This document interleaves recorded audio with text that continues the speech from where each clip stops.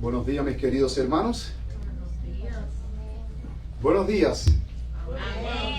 Gracias le damos al Señor por su bondad, por su misericordia, por su infinito amor.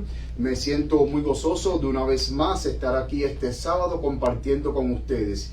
Y realmente quiero decirle que todos nosotros somos grandemente bendecidos. Gracias a nuestro Señor Jesucristo. Quiero también extenderle un cordial saludo a los hermanos que siempre están conectados a través de las redes sociales, que cada sábado nos siguen y que gozosos, al igual que nosotros, estamos aprendiendo y siendo bendecidos por la palabra del Señor, por los temas que hemos estado presentando. Le doy muchísimas gracias a Dios, mis queridos hermanos, y también yo creo que cada uno de nosotros debemos de darle gracias al Señor porque nos ha permitido llegar al último sábado del año 2023. ¿Cuántos dicen amén? Amén. Amén. Podemos decir, como bien dijo el Señor, como bien dice su palabra, hasta aquí nos ha ayudado Jehová. Mis queridos hermanos, ¿cuántos amigos, quizás hasta familias, quisieron llegar al final de año y no pudieron porque pasaron al descanso? ¿Cuántas dificultades no hemos tenido nosotros durante este año? Problemas, situaciones. Pero por la gracia del Señor no nos hemos rendido. Seguimos hacia adelante confiando en el Señor, porque la palabra de Dios dice que Jehová va delante de nosotros y Él es nuestro escudo. Y a pesar de que hemos tenido problemas, hemos tenido situaciones, pero gracias a Dios que nos ha permitido llegar al último sábado, sábado 30 de diciembre del año 2023. Y por su gracia, mañana va a ser el último día, a pesar de que es el primer día de la semana, pero al mismo tiempo va a ser el último día del año 2023, domingo 31 de diciembre. Y por la gracia de Dios entraremos en un nuevo año, en el año 2024. La pregunta que yo quiero hacerle acá a los hermanos presentes y a aquellos que me ven en línea es: ¿saben ustedes qué es lo que nos espera en 2024? No lo sabemos. Solamente Dios sabe. Pero confiadamente el 2024 vamos a entrar con la bendición de Dios. Y a cada paso, a cada momento, Dios va a estar con nosotros. No importa lo que nos aguarde en el 2024. Lo más importante es que Dios nunca va a abandonar a ninguno de sus hijos. Puede venir lo más terrible en el 2024, pero tú vas a estar seguro bajo las alas de nuestro Dios. Gloria a Dios por eso. En estos momentos, antes de tener unas palabras de oración, hoy vamos a tener un tema muy interesante, pero que al mismo tiempo es un tema bien polémico. Y es: ¿puede un cristiano juzgar? Es un tema bien difícil lo que vamos a tratar hoy, pero al mismo tiempo es un tema bien polémico. Porque hay algunos que dicen que no se puede juzgar, que eso solamente hay que dejárselo a Dios. Otros que dicen sí se puede, pero el cristiano no debería. Pero hoy vamos a ver a través de la palabra de Dios qué nos dice la palabra de Dios. Porque la palabra de Dios es la que nos tiene que hablar. Vamos a ver qué dice el Antiguo Testamento. Vamos a ver qué dice el Nuevo Testamento. Pero también vamos a ver qué dicen los testimonios. Y en estos momentos, mis queridos hermanos, antes de comenzar el tema, yo desde aquí me voy a arrodillar para encomendarme al Señor, para que el Señor nos guíe en el estudio de su palabra. Vamos a arrodillarnos. Amoroso Padre que estás en los cielos, Señor, te damos gracias porque en estos momentos hemos venido aquí para escuchar tu palabra. Y como bien dice tu palabra, que tu palabra nunca vuelve vacía, sino que prosperará para lo que tú le enviares. En estos momentos, Padre, hoy vamos a tratar un tema muy delicado, pero también que es un tema muy fuerte. Si nosotros como hijos tuyos podemos juzgar, En estos momentos yo te ruego, Padre, que tú me tomes por enteramente tuyo y que tu Espíritu tome el control de mi mente, tome el control de mis labios, tome el control de todo mi ser, tome el control de mi lengua, tome el control de mis cuerdas vocales. Permite que tu Espíritu hable a través de mí, que no sea palabra mía, sino tuya, Padre querido. También sé con todos los hermanos que en estos momentos no solamente están aquí presentes, sino los hermanos que también están en línea conectados, Señor. Permite que todos seamos receptivos a tu voz, que tú nos hables, Padre querido, y que este tema pueda quedar completamente esclarecido en nuestras mentes. Quédate con nosotros, bendícenos, bendice a nuestras familias, bendice a nuestros amigos y bendice a tu iglesia que hoy estamos reunidos adorándote a ti, Señor. Quita de nosotros nuestro pecado, límpianos con la sangre preciosa de nuestro Señor Jesucristo. Cúbrenos con tu manto de justicia, Señor, y permite que ahora tú nos ayudes a entender tu palabra con el entendimiento espiritual y que podamos verla con los ojos espirituales, Señor. Ya que te lo imploramos en el santo nombre de Cristo Jesús. Amén. Amén.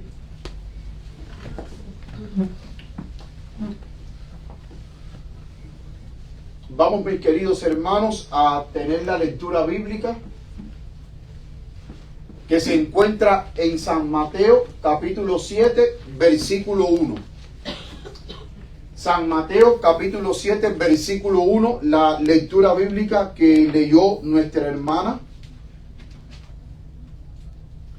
Y San Mateo, capítulo 7, versículo 1 dice: no juzguen a nadie, eso dice mi versión.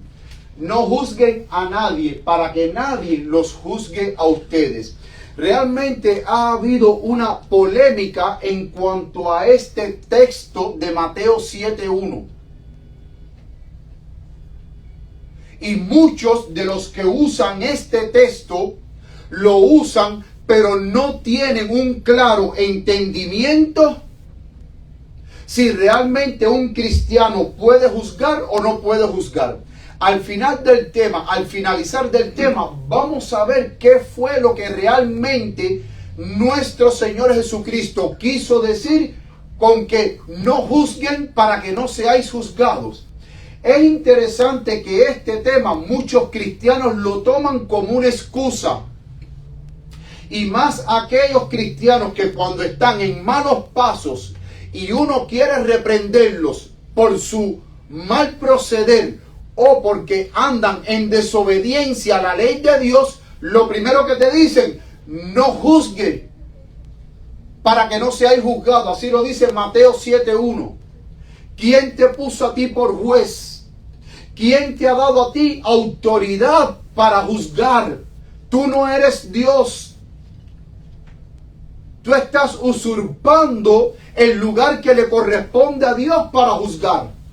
Esas son las excusas que nosotros a menudo escuchamos, pero aún hasta en las redes sociales las personas toman como excusa Mateo 7:1. Pero hoy vamos a ver, de acuerdo a la palabra de Dios, si realmente nosotros como cristianos podemos juzgar o no podemos juzgar. Y para eso yo les invito a abrir la palabra de Dios en el libro de Éxodo, capítulo 8. Espero que hoy hayan traído papel y lápiz, porque hoy vamos a anotar unos cuantos textos, porque vamos a dejar que sea la palabra de Dios la que hable hoy. Éxodo 8, capítulo 8, versículo 13. Éxodo capítulo 8. El versículo 13. Perdón, Éxodo 18. No es capítulo 8, perdón. Éxodo capítulo 18. El versículo 13.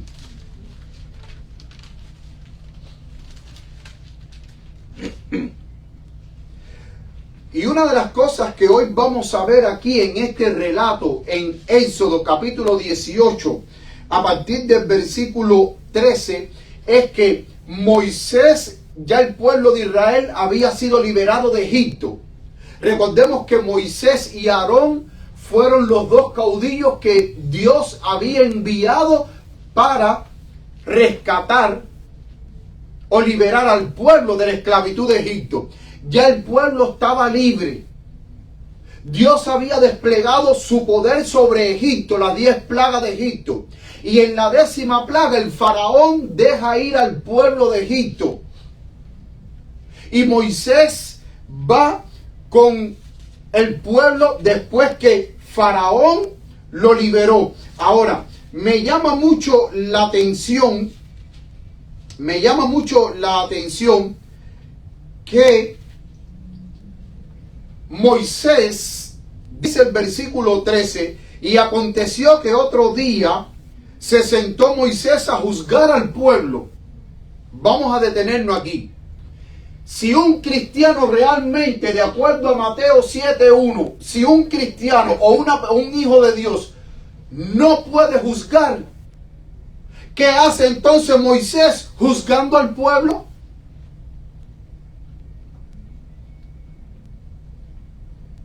Y el problema está, mis queridos hermanos, en que nosotros no hemos sabido entender bien lo que significa este texto. ¿Qué fue lo que Jesús quiso decir? Y por eso es que al final de este tema, la hermana White, a través de los testimonios, nos va a explicar bien este texto, para que no volvamos a aplicar mal este texto, mis queridos hermanos, ni mucho menos sacarlo de su contexto.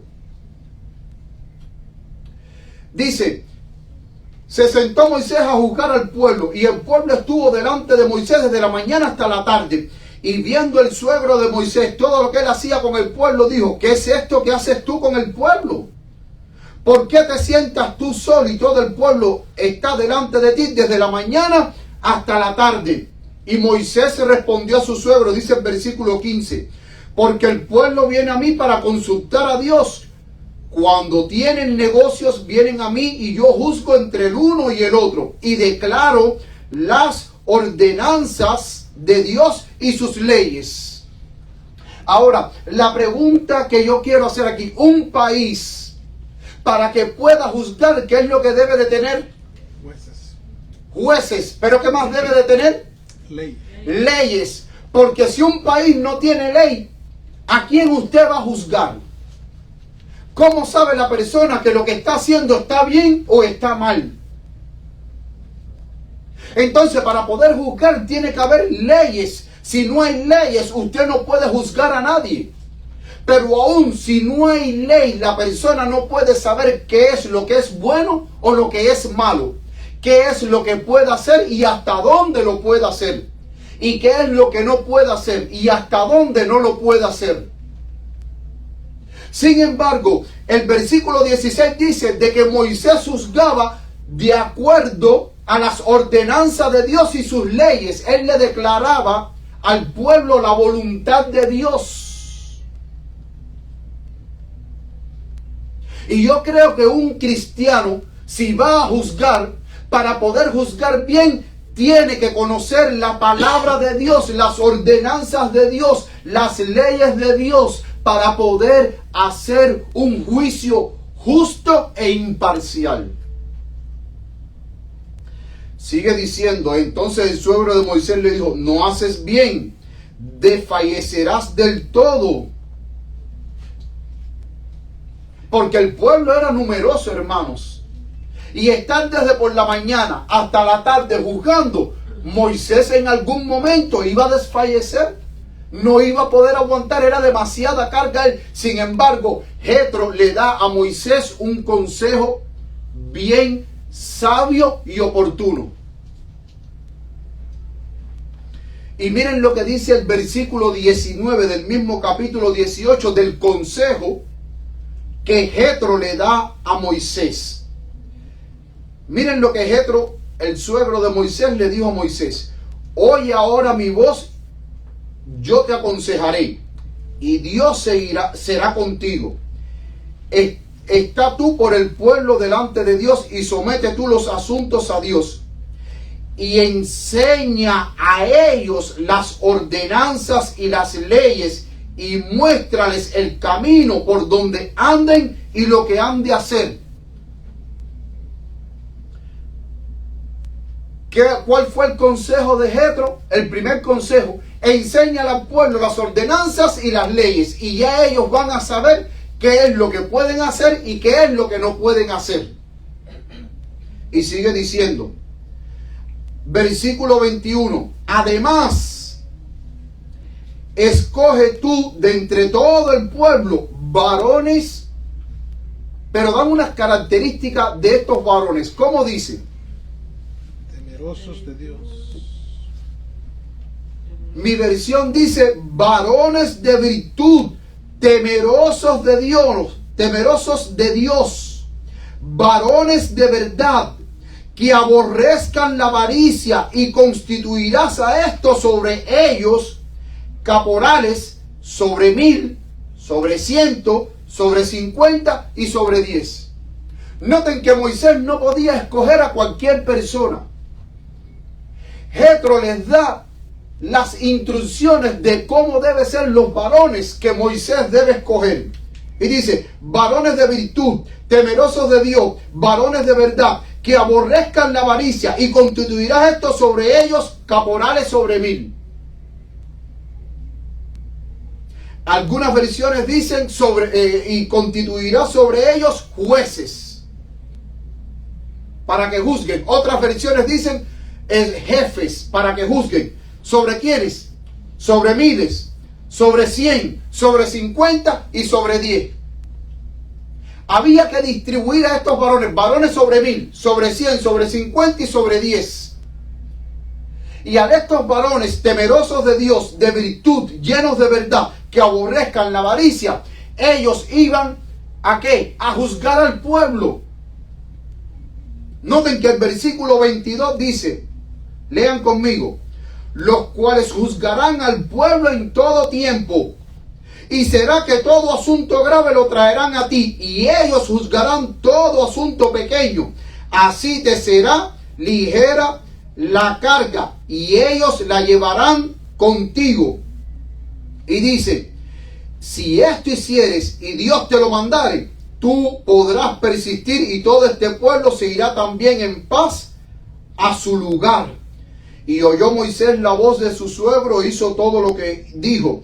Y escogió Moisés varones de todo Israel y los puso por cabeza sobre el pueblo, caporales sobre 1000, sobre 100, sobre 50 y sobre 10. Y juzgaban al pueblo en todo tiempo. El asunto difícil lo traían a Moisés, y ellos juzgaban todo asunto pequeño. Y despidió Moisés a su suegro, y éste se fue a su tierra. Noten que ellos debían de juzgar todo asunto del pueblo. Todos estos varones que estaban puestos sobre 1000, sobre 100, sobre 50 y sobre 10. Pero los asuntos más graves,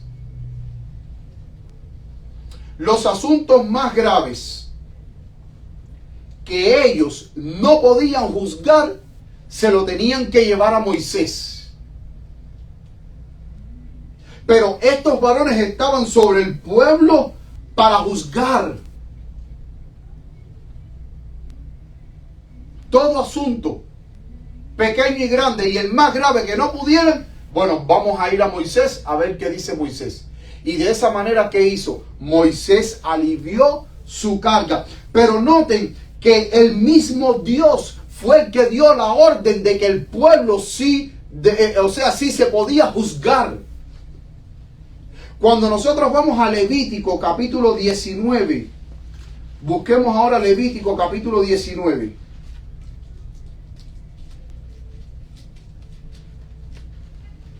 Levítico capítulo 19, versículo 15, dice la palabra de Dios.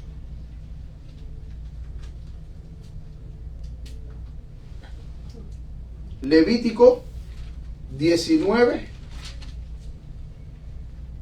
15. Dice la palabra de Dios, no harás agravio en el juicio, no absolverás al pobre, ni favorecerás al poderoso. Con justicia. ¿Qué dice? ¿Juzgarás a quién? A tu prójimo. Pero noten que estas características de los jueces,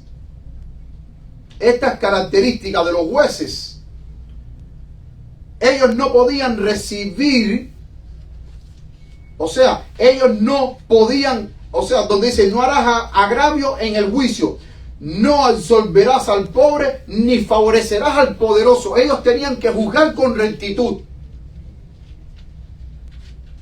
Porque el mismo Dios lo dice, con justicia juzgarás a tu prójimo. ¿Y dónde se encuentra la justicia? En la ley de Dios. Ellos debían de juzgar conforme a la ley, a las leyes y las ordenanzas de Dios. También podemos ver aquí en Deuteronomio, vamos a Deuteronomio ahora capítulo 16, Deuteronomio 16, 18. Miren lo que dice la palabra de Dios. Deuteronomio 16, 18. Dice,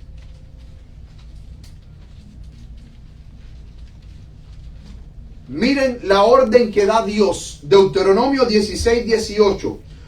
Jueces y alcaldes te pondrás en todas tus ciudades que Jehová tu Dios te dará en tus tribus, los cuales, ¿qué harán? Juzgarán al pueblo con justo juicio. Y miren lo que dice el versículo 19. No tuerzas el derecho, no hagas acepción de personas, ni tomes soborno, porque el soborno ciega los ojos de los sabios y pervierte las palabras de los justos.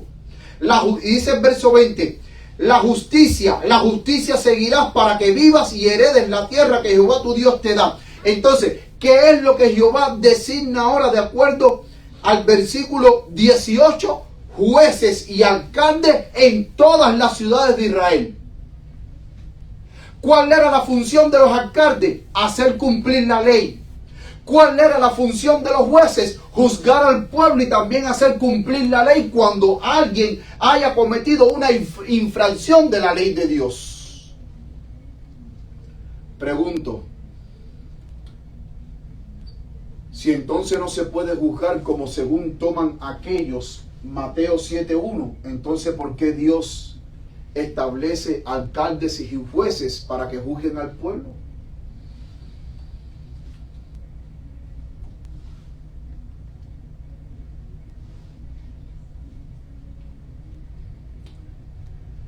Vamos a buscar Deuteronomio 19, versículos del 16 al 20, para que vean cuál era la manera de juzgar y que aún hoy se mantiene vigente para nosotros que somos el Israel moderno.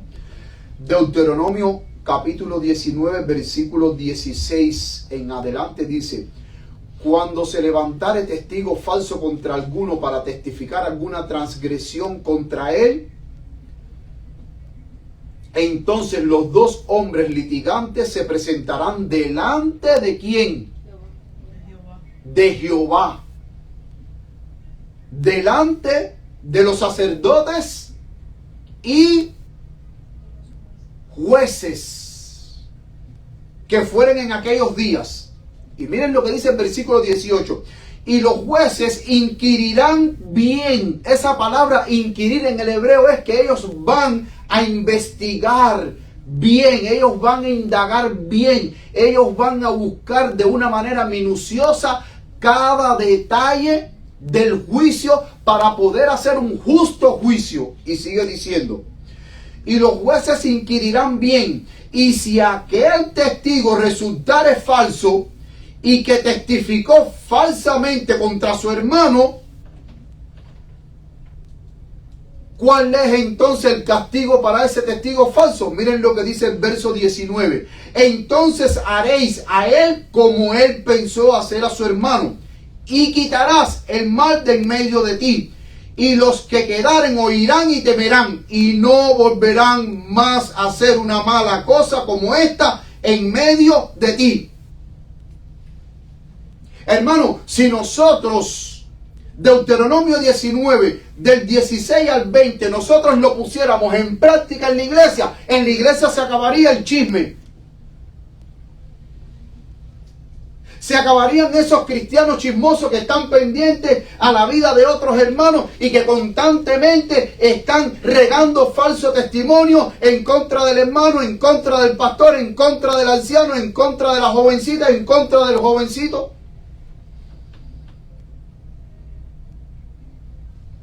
Porque hasta más noten que el verso 19 dice, de la misma manera en que él pensó hacerle al hermano porque le estaba levantando falso testimonio, ahora tú se lo haces a él. Y al hacérselo a él, ¿cuál es el resultado? El versículo 20 dice que los que oigan lo que le pasó a ese falso testigo, hermanos, entonces las personas van a pensarlo dos veces cuando vayan a ver al pastor y a la junta de la iglesia llevando un chisme de algún hermano.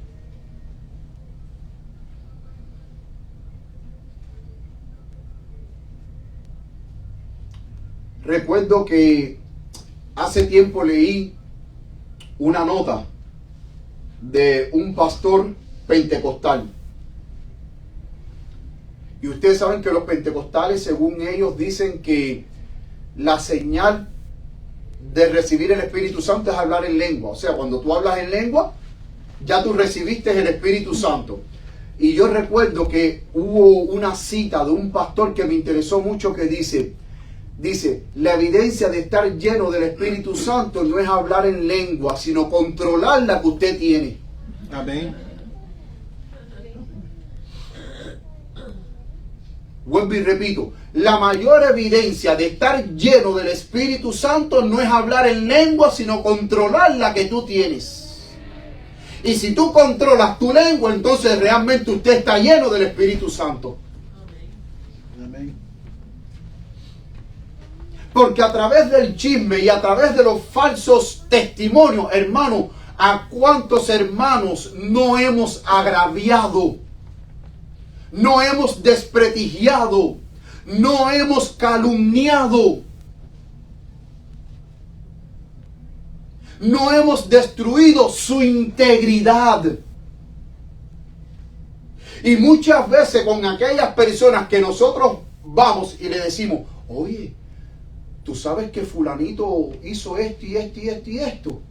Y como la otra persona es débil de mente, escucha el chisme, pero en vez de investigar para saber si es verdad, termina prejuiciándose contra el hermano, vamos a poner un supuesto nombre hipotético, contra el hermano Fernando.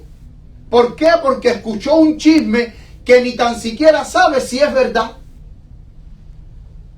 Y entonces al final, usted que se prejuició con el hermano Fernando, también ahora me llega a la mente, y gracias al Espíritu Santo que me lo hizo recordar, me llega a la mente una cita que dice, ten cuidado con lo que tú escuchas, no vayas a hacer que termines odiando al bueno y amando al malo.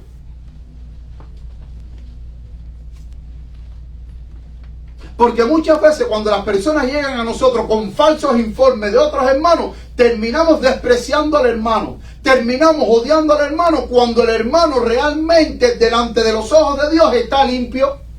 Entonces odiamos al hermano que está limpio delante de los ojos de Dios por nosotros escuchar un chisme, pero nos hacemos amigos del enemigo. Nos enemistamos contra el bueno, pero nos hacemos amigos del enemigo.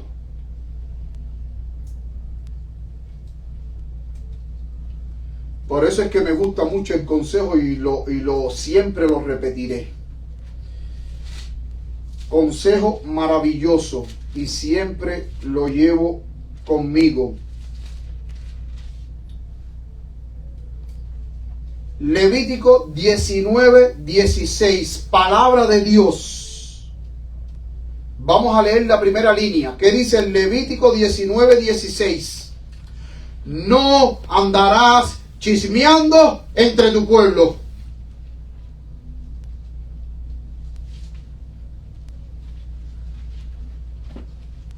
Levítico 19:16 dice, no andarás, ¿cómo? Chismeando entre tu pueblo. Chismeando entre tu pueblo.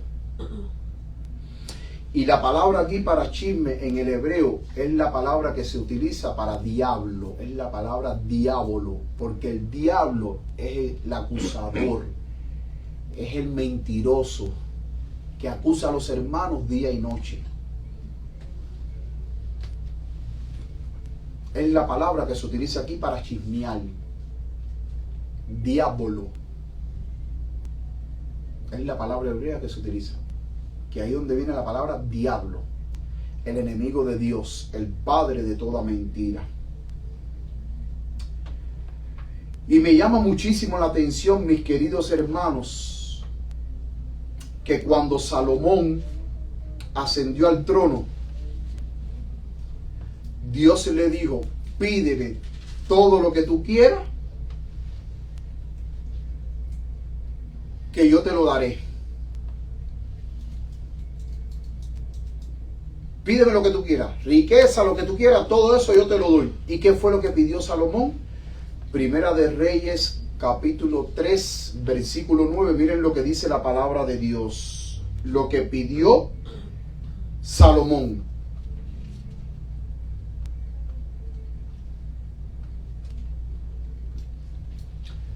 Dice, versículo 9. Da pues a tu siervo corazón entendido para juzgar a tu pueblo.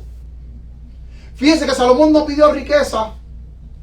Salomón no pidió expandir sus dominios de su reinado hacia tierras lejanas para hacerse más poderoso. No, él dice: da pues a tu siervo corazón entendido para juzgar a tu pueblo, para discernir entre lo bueno y lo malo, porque ¿quién podrá gobernar tu pueblo tan grande?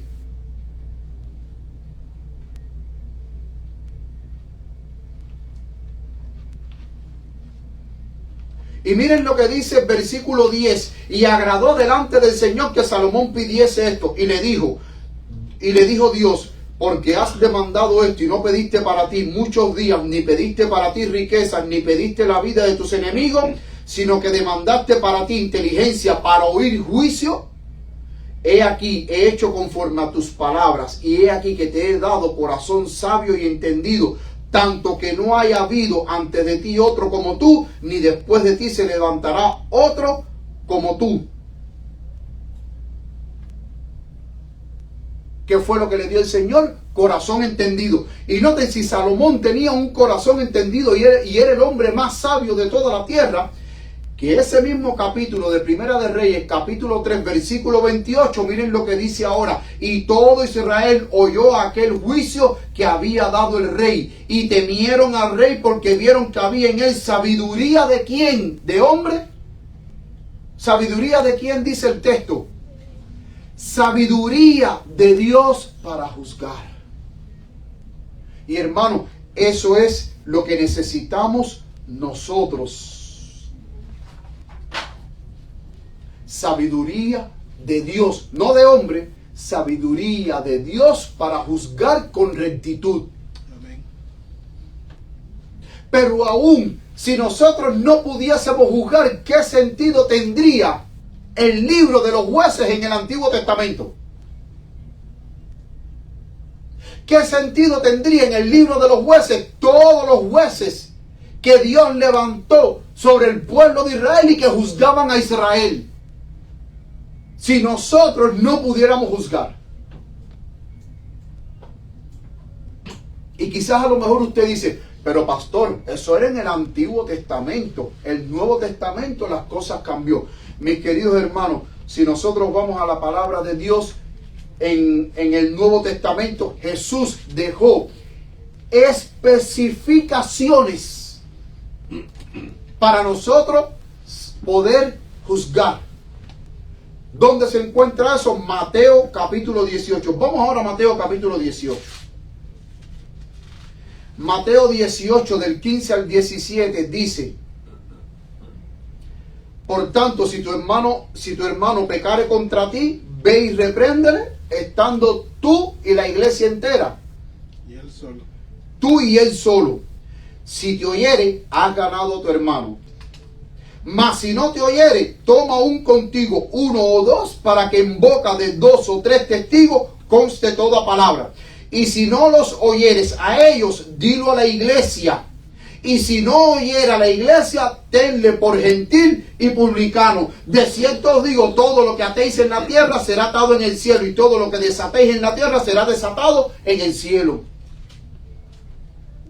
No es que si tu hermano pecó contra ti, tú vas a ir a donde esté el pastor a decírselo al pastor. El pastor es el último que tiene que enterarse. Usted primero habla con ese hermano. Si lo escuchó, hermanos, amén, gloria a Dios. Usted ganó a su hermano. Pero dice que si no te escucha, toma contigo a 2 o 3 personas y ve con esas 2 o 3 personas para que lo que se habla ahí, esas 2 o 3 personas queden como testigo y como constancia de cada palabra que se dijo ahí.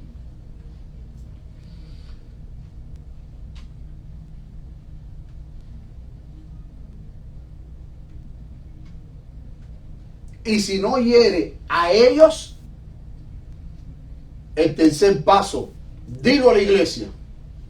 Ahí sí habla con el pastor, habla con la junta y habla con la iglesia.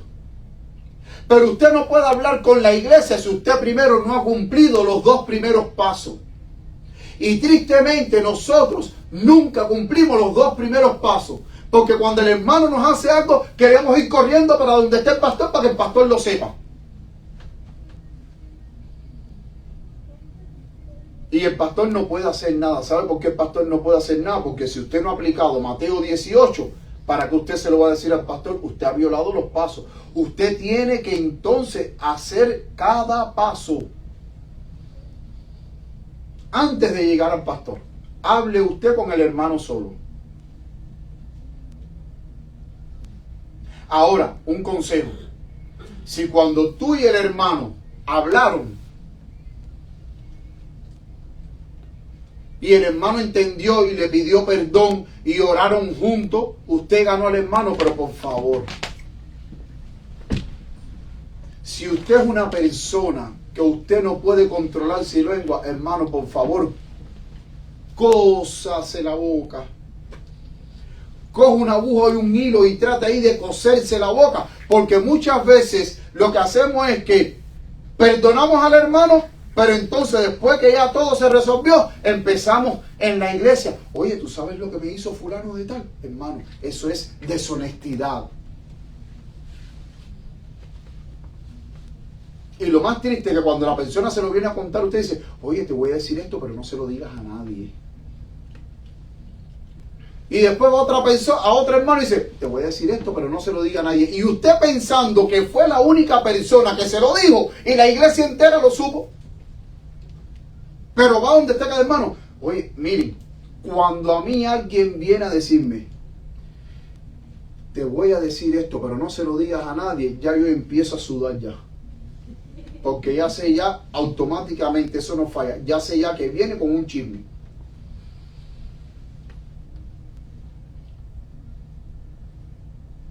Pastor, tengo que decirle algo, pero esto tiene que quedar entre usted y yo.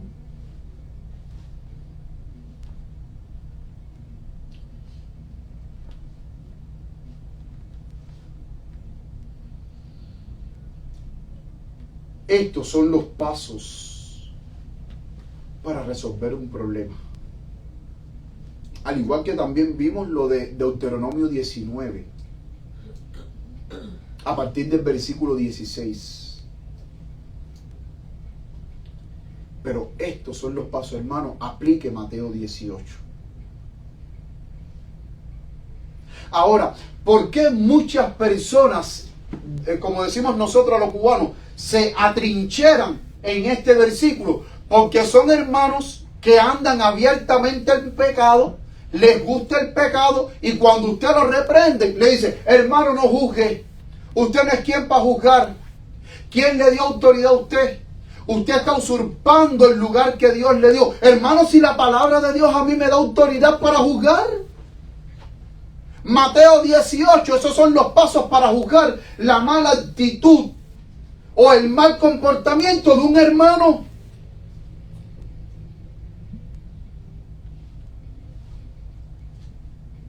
Pero a las personas les gusta trincherarse en este texto para seguir practicando el pecado y no dejar esas obras impías que ese hermano está haciendo. Y yo siempre digo algo: si usted no quiere que lo reprendan, haga lo que esté establecido. Cuando usted en un centro de trabajo no hace lo que esté establecido, ¿qué le pasa a usted? A veces te dan un warning. De acuerdo a lo que tú hagas, te dan un warning, una advertencia. Si lo vuelves a hacer, una segunda advertencia. La tercera vez que tú lo hagas, te dicen: hasta aquí, despedido.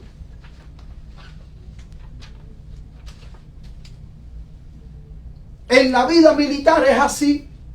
En la vida militar, cuando usted no cumple con lo que está establecido, a usted le dan baja por deshonra.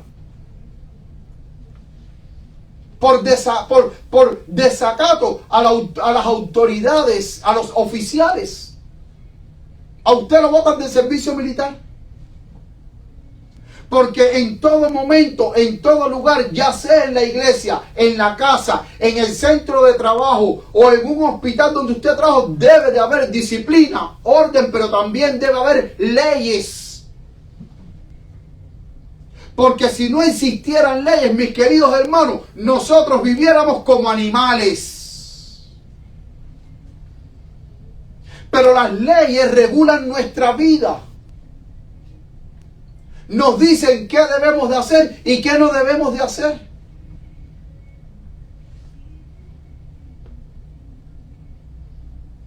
Pero tristemente en la iglesia queremos venir en la iglesia y no queremos acatarnos al reglamento y a la disciplina de la iglesia. Muchas veces venimos a la iglesia y queremos convertir la iglesia en un circo, en un teatro. Queremos convertirlo en un nightclub.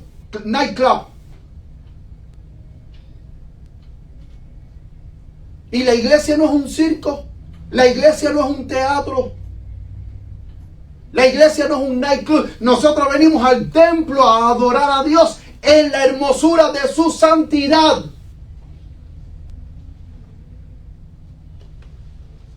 Y dice la mensajera de Dios que cuando los ángeles adoran a Dios, ellos velan su rostro cuando pronuncian el nombre sagrado de Dios. Amén. ¿Usted cree que los ángeles se acercan a Dios como quiera? Despeinados, con el cinto por aquí, por el hombro en vez de tenerlo. ¿Usted cree que ellos se presentan delante de Dios como quieran? No, ellos se acercan a Dios con reverencia y temor. Y cuando nosotros venimos a la casa de Dios, venimos a acercarnos a Dios con reverencia y temor, porque esto es la casa de Dios, no es la casa mía. Entonces, si usted en su casa, usted pone reglas, porque yo no puedo ir aquí a casa de nadie a hacer lo que yo quiera. Por mucha confianza que yo tenga con usted, yo no puedo ir a su casa y entrar por ahí para allá como perro por su casa y abrir el refrigerador y comer lo que me dé la gana y acostarme en el sofá y ir para el cuarto y abrirlo. ¿Yo puedo hacer eso en sus casas? ¿Por qué no lo puedo hacer? Porque no tiene autoridad. Porque no tengo autoridad y porque esa no es mi casa y porque esa casa tiene un orden y yo tengo que respetarlo. Porque si yo voy a casa de ustedes a hacer lo que me dé la gana, por muy pastor que yo sea, ustedes me dicen: pastor, para afuera. Pastor, para afuera.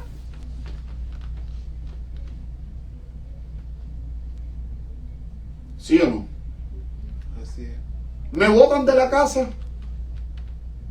Entonces, si nosotros en nuestras casas mantenemos respeto y orden, y todo el que vaya a tu casa tiene que acatarse a tus leyes, a ese orden y respetarla, ¿por qué entonces tú quieres venir a la casa de Dios y hacer lo que tú quieras?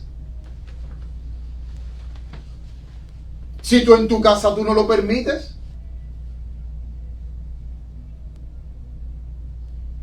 O sea, en la casa mía no. Orden y respeto. Pero en la iglesia pelo suelto y carretera. Voy a hacer lo que me dé la gana.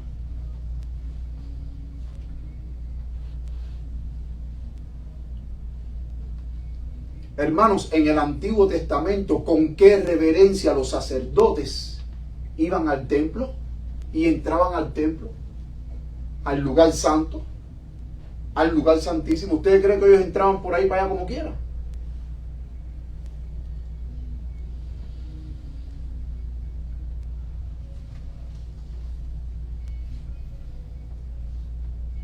Y entonces no queremos hacer lo que esté establecido, y cuando nos regañan nos ponemos mal. No nos gusta que nos regañen. Mis queridos hermanos, cuando nosotros aplicamos Mateo 18, debemos de cumplir esos pasos. Hay personas que los que no les gustan, que les llama la atención, dicen: no juzguen a nadie para que nadie los juzgue a ustedes. Mateo 7:1, pero se les olvida Juan 7:24. Parece que ellos solamente leen la palabra de Dios, el Nuevo Testamento, el libro de Mateo nada más, pero no leen lo que dice Juan 7:24. ¿Y qué dice Juan 7:24? ¿Qué dice Juan 7:24? Vamos a buscar en la palabra de Dios a ver qué dice Juan 7:24. Juan 7:24 dice: no juzguéis según la apariencia, mas juzgad. Justo. ¿Con qué? ¿Qué significa la expresión justo juicio? Verdadero. Juzgar con verdad, con rectitud. Entonces, ¿se puede juzgar o no se puede juzgar? Porque los que hacen lo malo delante de los ojos de Jehová, cuando usted le dice algo, le sacan este texto. Y cuando a mí me sacan este texto, yo digo: hermano, ya usted leyó Juan 7:24. Pero además, si no se pudiera juzgar, entonces como Pablo, en 2 de Timoteo 4:2, miren lo que dice Pablo, 2 de Timoteo 4:2, que prediques la palabra, que intes a tiempo y fuera de tiempo, redarguye, reprende, exhorta con toda paciencia y doctrina. ¿Qué significa reprender? Juzgar. Reprender es señalar la mala actitud de algún hermano que está haciendo lo malo. Eso es reprenderlo, que usted vaya y hable con él y lo señale. Y le diga: hermano, usted está haciendo mal, usted está en pecado. Usted está desobedeciendo la palabra de Dios. Eso es reprender. Entonces, si no se puede juzgar, como Pablo me dice a mí, que hay que reprender. Y Tito 2:15 dice: esto habla y exhorta y reprende con toda autoridad. Nadie te menosprecie. Tito capítulo 2, versículo 15. Dice: reprende ¿cómo? Con toda autoridad. ¿Y quién te da esa autoridad? El Señor. Pero además,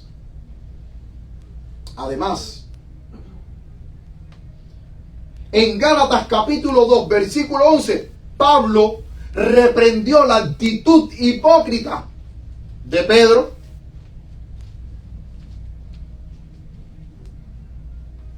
Pablo reprendió la actitud hipócrita de Pedro porque Pedro estaba con los gentiles. Oh, qué bien, pero cuando llegaron los judíos, se pasó para donde estaban los judíos y se hacía como que él no se unía con los gentiles. Y cuando Pablo vio aquello, dice: oye, espérate, pero ¿cómo es esto? Y Pablo reprendió a Pedro. Y tenemos otro ejemplo. Vamos en otro ejemplo. 1 Corintios 5. Este ejemplo me encanta. 1 Corintios 5. Miren lo que dice 1 Corintios 5.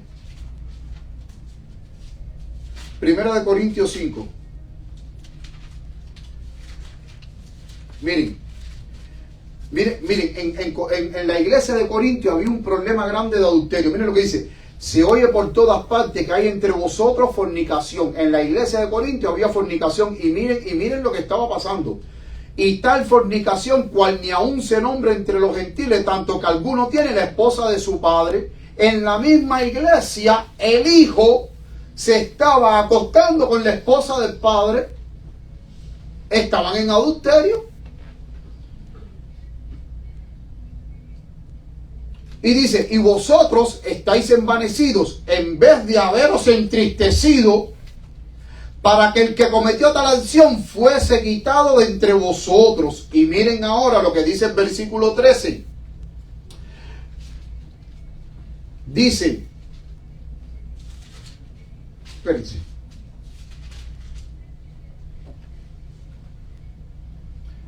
Vamos a seguir a partir del versículo 3 antes de llegar al 13. Dice, del mismo capítulo 5, dice, porque yo ciertamente como ausente en cuerpo, más presente en espíritu, ya he juzgado como si estuviera presente el que tal acción ha cometido.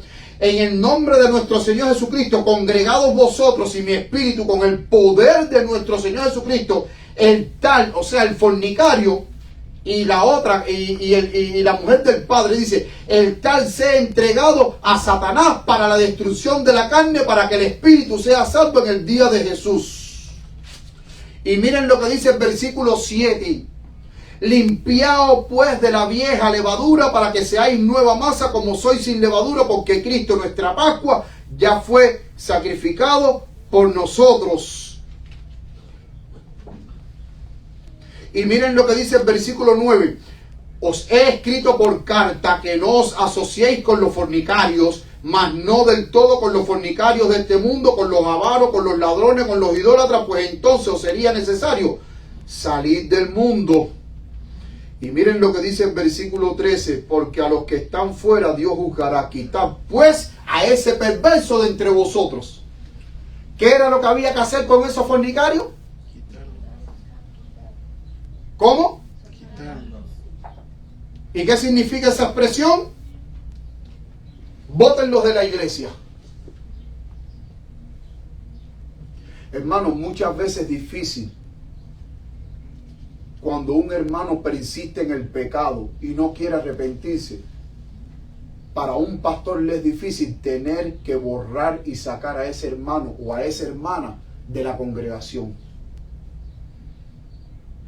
El hecho de que lo saquen no significa que no puedan volver de nuevo. Sí, pueden volver de nuevo, pero tienen que venir arrepentidos. Miren lo que dice la sierva del Señor. Quiero para ustedes leerle aquí esta cita de la sierva de Dios. Carta 215, 1902, párrafo 3. Ella aquí está hablando acerca de Mateo 18. Cuando usted cumple los pasos, cuando usted está cumpliendo los pasos y usted... los 3 pasos, y ya la persona no quiere entender esa expresión que dice tenlo por gentil o por publicano. Miren lo que significa esa expresión. Esta carta, la sierva del Señor, se la escribió al pastor A.T. Jones. Y miren lo que dice: los nombres de los que pecan y se niegan a arrepentirse no deben conservarse en los libros de la iglesia. Sigue diciendo: para que los santos no tengan que rendir cuenta por sus malas acciones. Aquellos que siguen un proceder de transgresión deben ser visitados y trabajar a favor de ellos para ver si se arrepienten y para ver si dejan esa acción mala que están cometiendo. Dice: y si aún rehúsan arrepentirse, deben ser eliminados de la feligresía de la iglesia, de acuerdo con las reglas establecidas en la palabra de Dios. Y cuando yo leí este artículo completo en línea, cuando ella dice de acuerdo con las reglas establecidas en la palabra de Dios, ella ahí está hablando de Mateo 18, del 15 al 17, lo que acabamos de leer. Los pasos que hay que seguir para tratar con un hermano que hierra. Sigue diciendo la carta ahora en párrafo 9. Aquellos que se niegan a escuchar las amonestaciones y advertencias dadas por los fieles mensajeros de Dios no deben ser retenidos en la iglesia. Deben ser, y lo señalé en amarillo, ¿qué deben ser? Expulsados, porque serán como Acán en el campamento de Israel, engañados y engañadores.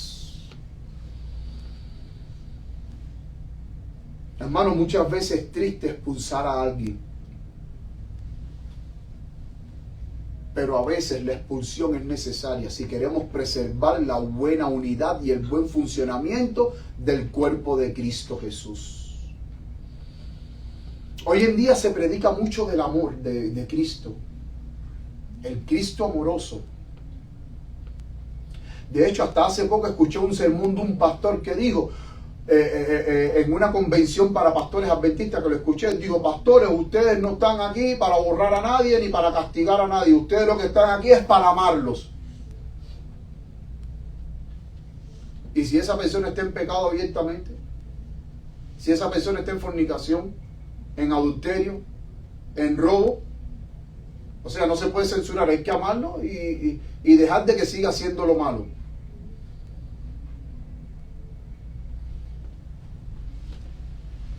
Miren esta otra cita de la misma carta, ahora en párrafo 10. Después de leer el relato de Acán y su castigo, ahora viene esta pregunta y dice: ¿quién puede pensar que la voluntad de Dios es que los que obran impíamente y se resisten a arrepentirse deben ser retenidos en la iglesia?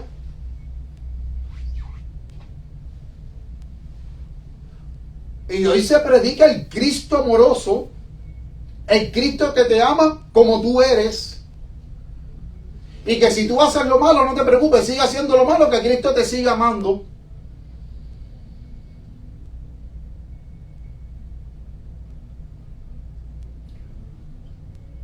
Pero no se borra a nadie. Miren lo que dice esta última parte que me hizo pensar muchísimo. Esas personas que persisten en el pecado y que usted no toma medidas, ¿qué dice la mensajera de Dios? Retenerlos, a esas personas, a esos hermanos o hermanas que persisten en el pecado, dice, retenerlos sería un insulto al Dios del cielo.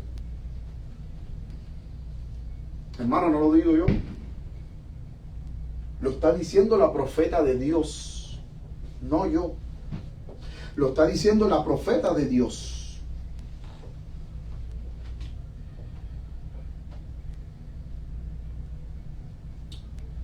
Muchos dicen: no juzgue para que no seáis juzgados. Y ahora vamos a ver qué significa esa frase.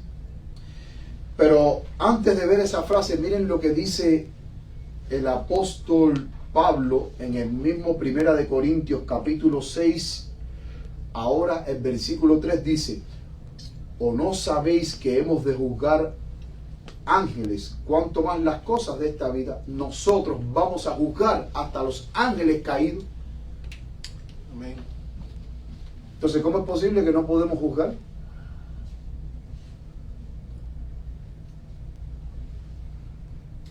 Vamos a leer desde el versículo 2 de ese mismo capítulo 6, dice: ¿o no sabéis que los santos han de juzgar al mundo? Y si el mundo ha de ser juzgado, ¿por quiénes? ¿Por quiénes dice el versículo 2? Por nosotros. Dice: ¿sois indignos de juzgar las cosas más pequeñas? O sea, si el mundo va a ser juzgado, o sea, si nosotros vamos a juzgar al mundo, pero espérese ahí un pastor. Espérese un momentico, pastor. Y Mateo 7:1 nos dice de que no debemos de juzgar. Y como ahora Pablo está diciendo aquí, de que nosotros vamos a juzgar al mundo. Y el versículo 3 dice que aún hasta los ángeles caídos, nosotros los vamos a juzgar. Entonces, ¿cómo podemos entender Mateo 7:1? Miren la explicación de Mateo 7:1. Por honor al tiempo, yo les invito a ustedes que, por favor, para concluir nuestro tema, que ustedes en casa, ustedes lean el libro El Discurso Maestro de Jesucristo en la página 105. El Discurso Maestro de Jesucristo, el último capítulo dice el juzgar y la regla de oro. Creo que dice así el capítulo. La crítica y la regla de oro. Algo eso dice. Por honor al tiempo, yo quiero que por favor que ustedes lo lean en casa completo. Pero aquí les voy a dar la esencia para poder entender Mateo 7:1. Miren lo que dice. El esfuerzo para ganar la salvación. Elena de Guay está hablando de los fariseos. ¿Cómo estaban los líderes en la época de Cristo? ¿Estaban bien espiritualmente? No. ¿Estaban cómo? Malos. Mal espiritualmente. Mal espiritualmente. Que llegó un momento en que Cristo dijo: vosotros sois de vuestro padre el diablo, y las obras del diablo ustedes están haciendo. Dice: El esfuerzo para ganar la salvación por medio de las obras propias induce inevitablemente a los hombres a amontonar las exigencias humanas como barrera contra el pecado. ¿Cuántas leyes no habían hecho los fariseos? Leyes que cuando usted va al capítulo 10 del libro de Hechos de los Apóstoles, cuando se reúne el concilio de Jerusalén para tratar el problema que había en la iglesia de Galacia, que ahí donde está la epístola a los Gálatas, que habían entrado varios maestros judaizantes diciendo, ustedes tienen que circuncidarse, ustedes tienen que esto. En ese capítulo me llama la atención que hay una frase que el mismo Pedro dice: ¿por qué le vamos a imponer una carga a los gentiles que ni nuestros padres pudieron llevarla? Entonces, aquí la hermana White está diciendo que hay seres humanos que hacen leyes ellos mismos y la ponen como barrera contra el pecado. Ustedes saben que hace 30 años, cuando yo entré a la iglesia, yo escuché historias donde en la iglesia usted no se podía afeitar al calvo. Porque si usted se afeitaba al calvo, usted lo llevaban a una junta y lo censuraban por eso. Usted no se podía dejar la barba, porque en la iglesia eso significaba sinónimo de protesta, y entonces usted iba a la junta, lo llevaban a la junta de iglesia a analizarlo. Las mujeres no se podían afeitar debajo del brazo. No se podían afeitar las piernas las mujeres. Cuidado. Pregunto, ¿afeitarse es pecado? Eso no es pecado. Pero en Cuba, en aquellos tiempos, los fariseos hacían pecado lo que no era pecado. Y así inventaban leyes que Dios tampoco había dicho, oye, estas son estas leyes. Y ese es el gran problema de los fariseos. Dice, amontonar las exigencias humanas como barrera contra el pecado. Al ver que no observan la ley, idean, o sea, empiezan a inventar normas y reglamentos propios que Dios no ha mandado para compelerse a obedecerla. Oye, tú no te puedes afeitar debajo del brazo. Eso es pecado. La Biblia no me dice que afeitarme debajo del brazo eso es pecado. O que dejarme la barba eso es pecado. Entonces los fariseos habían hecho cantidades de leyes absurdas, hasta el punto tal que ellos calculaban los pasos que usted debía de caminar en sábado de su casa a la iglesia. Si se pasaba de la norma de los pasos que yo tenía, usted no podía ir en sábado al templo, usted tenía que quedarse en la casa. Hasta los fariseos habían hecho que cuando las mujeres se levantaban el sábado no se podían peinar, porque el hecho de coger el peine ya eso era trabajo ya. Imagínense ustedes, las mujeres acababan de levantar con aquellos pelos. Aquellos pelos en rebeldía contra Dios. Esos pelos que andan como ellos quieren y no como Dios manda. Acabaditas de levantar. Y entonces sigue diciendo, todo esto desvía la mente desde Dios hacia el yo. El amor a Dios se extingue en el corazón. Con él desaparece también el amor hacia el prójimo. Los defensores de tal sistema humano, porque todas esas leyes absurdas que Dios nunca ha mandado, es un sistema de leyes humanas que Dios nunca ha mandado. Con sus múltiples reglas se sentirán impulsados a juzgar a todos los que no logran alcanzar la norma prescrita. En él, el ambiente de críticas egoístas y estrechas ahoga las emociones nobles y generosas y hace de los hombres espías despreciables y jueces ególatras. Cuando yo entré hace 30 años más atrás en la iglesia habían espías. Increíble, pero habían espías. O sea, eran los llamados policías cristianos. Que desde que usted entraba por la puerta, usted no necesitaba pasar por un detector de metales, porque ahí los diáconos que estaban en la puerta eran los detectores de metales. Que usted pasaba, eran mirándote de arriba abajo. Espías y jueces ególatras. Ahora mire ella, lean el capítulo por favor en casa, pero de aquí le estoy dando el preámbulo para que ustedes vean cómo eran los fariseos, inventando leyes y reglamentos completamente absurdos y juzgando a la gente a través de ese sistema humano de leyes y reglamentos absurdos. Y mire este último esta última cita del mismo libro. Ahora ella dice, miren, no juzguéis para que no seáis juzgados. ¿Qué quería decir? No os consideréis como normas, no hagáis de vuestras opiniones y vuestros conceptos del deber de vuestras interpretaciones de las Escrituras un criterio para los demás. Los fariseos se habían vuelto norma para los demás de acuerdo a su sistema absurdo de leyes y de reglamento que ellos suponían que era una barrera contra el pecado y no era una barrera contra el pecado. Eso es lo que significa Mateo 7:1. Ni los condenéis si no alcanzan a vuestro ideal. ¿Al ideal de qué? De esas normas y leyes absurdas humanas. Porque aquí la hermana Juez no está hablando del ideal de Dios, está hablando a vuestro ideal. ¿De qué ideal está hablando? Al ideal humano, aquel que puso las reglas, las leyes, las normas, que si usted no llega ahí, hay que juzgarlo, hay que criticarlo, hay que condenarlo y posiblemente hay que mandarlo para la hoguera para quemarlo. No censuréis a los demás, no hagáis suposiciones acerca de sus motivos ni los juzguéis. Pero recordemos que Juan 7:24 dice, juzguen pero con justo juicio. Mis queridos hermanos, esta es la interpretación, y si ustedes leen el capítulo entero de esta página, ustedes van a tener un preámbulo mejor para poder entender Mateo 7:1. Lo van a poder entender. No es que Dios dice no juzgue, no, si juzga, juzga con justo juicio, no según las apariencias, pero sobre todo, siguiendo las normas de Deuteronomio 19, del 16 al 20 y Mateo 18, del 15 al 17. Hay que juzgar, pero con justo juicio.